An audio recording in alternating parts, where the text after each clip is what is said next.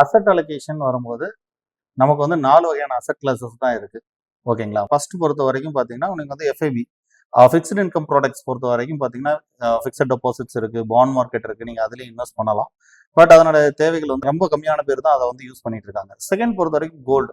நாங்க வந்து கோல்ட வந்து பெரிய அசெட் கிளாஸஸா வந்து நாங்க எப்பயுமே மென்ஷன் பண்றதே கிடையாது. பிகாஸ் அதனுடைய காம்ப்ளெக்ஸ் ப்ராடக்ட்ஸ் லைக் ஜுவல்லரின்னு வரும்போது பார்த்தீங்கன்னா, அது நீங்க வாங்குறதுல, விக்கிறதுல இருக்கிற செய்கூலி, சேதாரம், ஜிஎஸ்டி ஏகப்பட்ட ப்ராப்ளம்ஸ், காம்ப்ளிகேஷன்ஸ் இருக்கிறதுனால நாங்க வந்து பார்த்தீங்கன்னா, ஒரு வெல்த் மேக்கிங் அசெட் கிளாஸா நான் கோல்ட வந்து நாங்க யாருக்கும் ரெக்கமெண்ட் பண்றதே இல்ல. பிகாஸ் நீங்க வந்து ஒரு மிடில் கிளாஸ் மைண்ட் செட்ல இருக்கும்போது தான் கோல்டு வந்து ஒரு அசெட் கிளாஸா இருக்குமே தவிர, அசெட் மேக்கிங் கிளாஸா நீங்க வரும்போது பார்த்தீங்கன்னா, கோல்டு வந்து ஒரு வெல்த் மேக்கிங் கிளாஸா நாங்க வந்து பார்க்கறதே கிடையாது. தேர்ட் வந்து பொறுத்த வரைக்கும் பார்த்தீங்கன்னா, உங்களுக்கு வந்து ரியல் எஸ்டேட்.